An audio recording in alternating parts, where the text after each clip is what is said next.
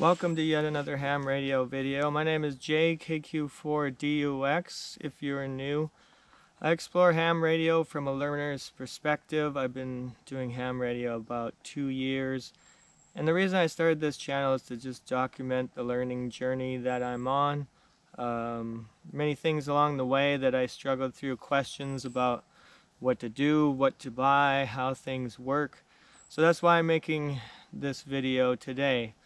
In this video today, we'll talk about 3 items that I absolutely would buy again immediately. There are certain things that we use in our gear.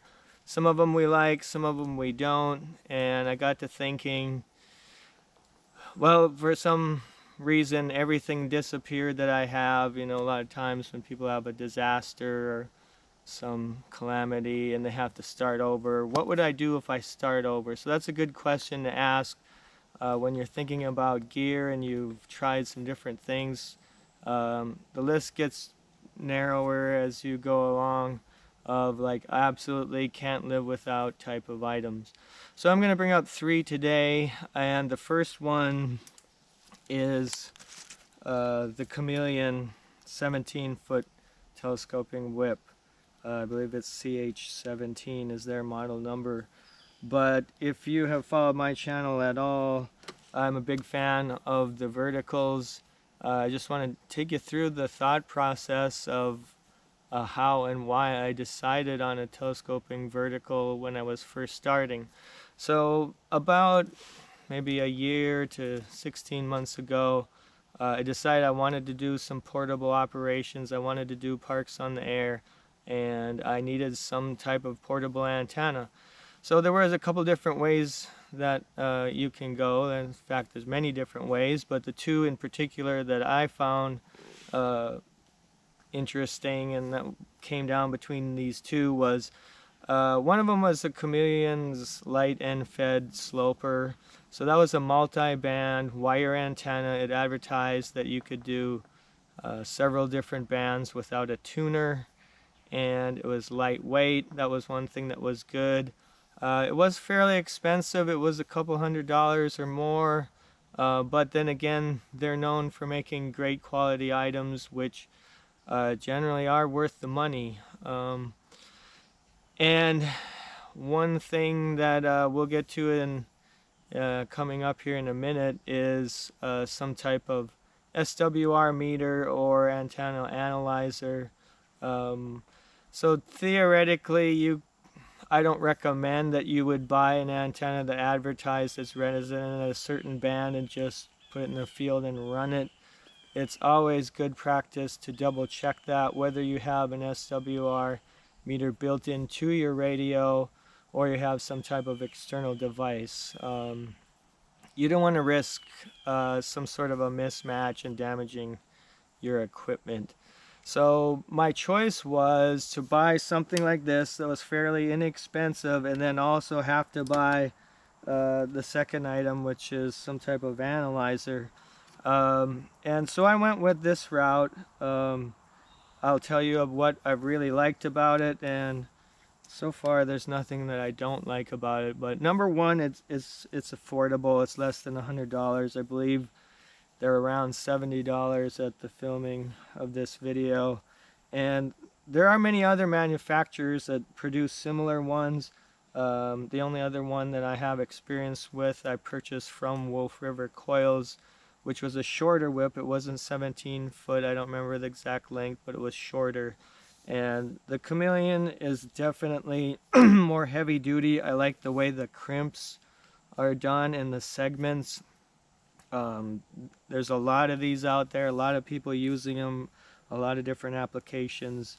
Never heard any complaints from anyone about the durability. Of course, there's limits to what you can do, but they're affordable, they're durable, and most of all, they're very, very versatile. So let's just talk about a few different ways that you can deploy this.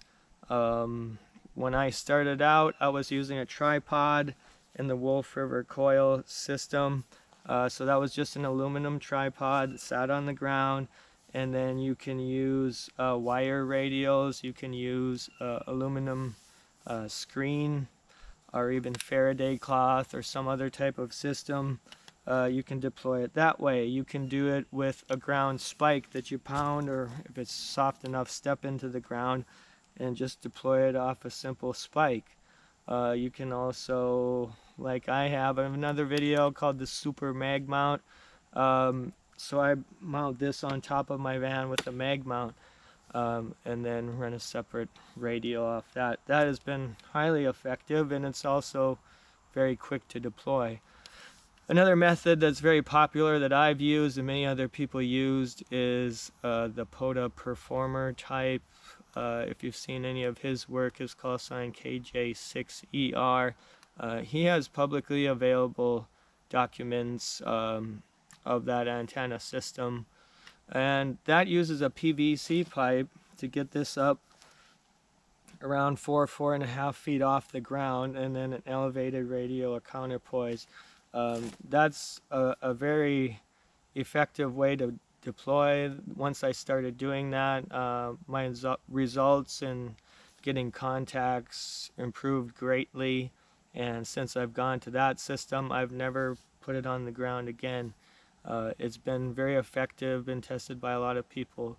So you can also run many different bands with this. I've set it up for 6 meters to 80 meters. With the use of a coil, you can go from 40 to 80, and so that's just another way that this is very versatile. So if I was to start with just a few items, this would be definitely number one: affordable, durable, and very versatile. And the second one, which I have mentioned, my analyzer is a Stick 230.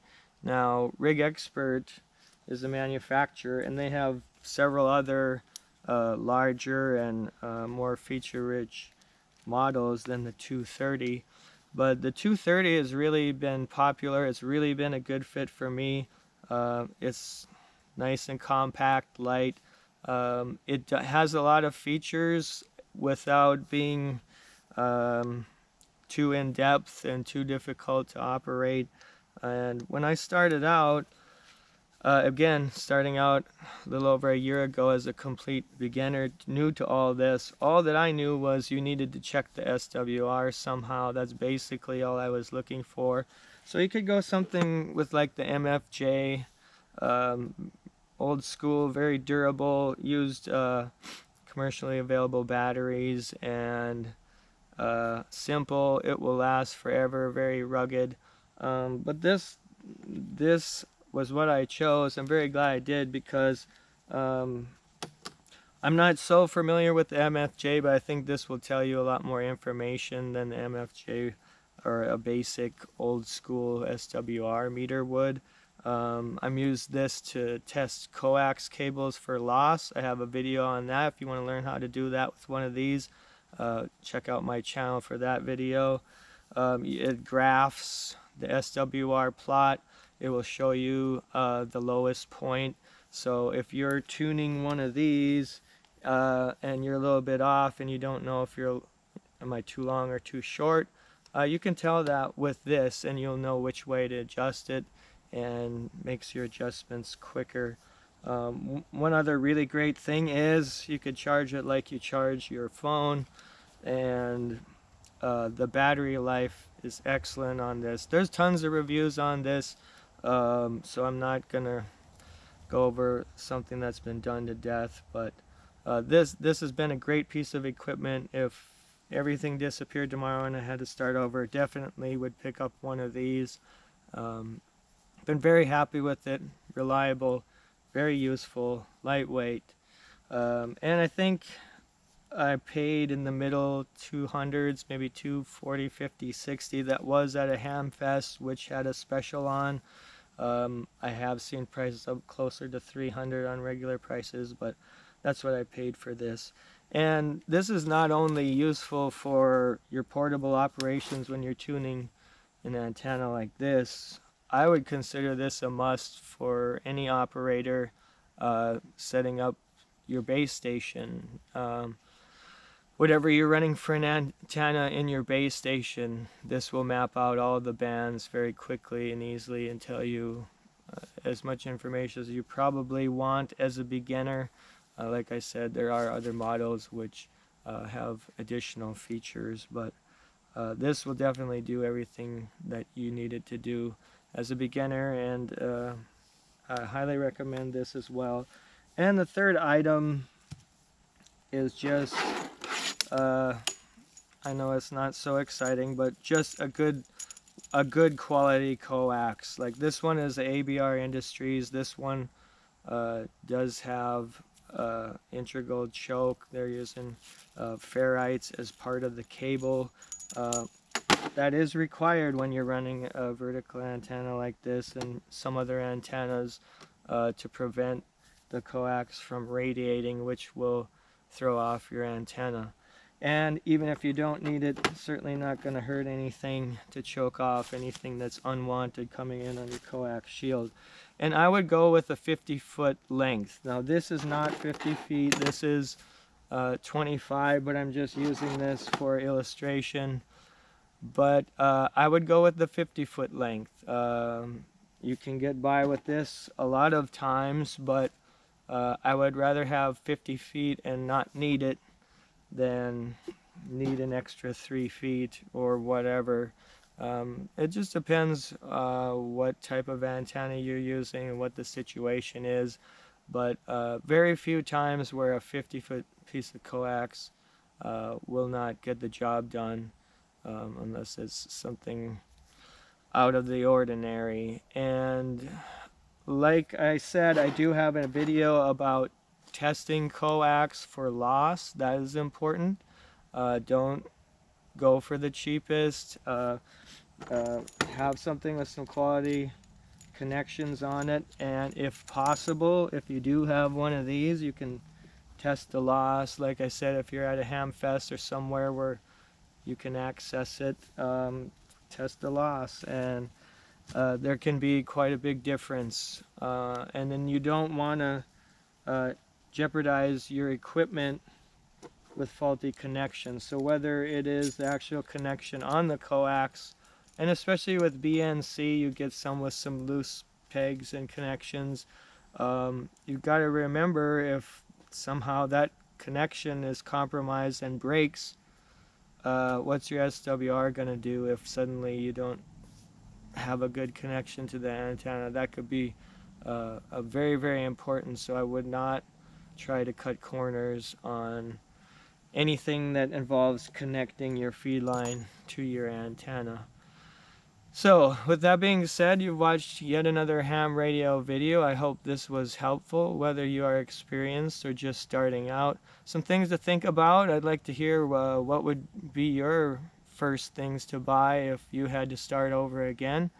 If you have questions and suggestions about what you'd like to see, whether it's review type things, how I do things, maybe there's things in other videos that you've wondered about, just drop me a note and let me know. I'll be glad to try to explain it to you. Thanks for watching. See you on the air soon. 7-3.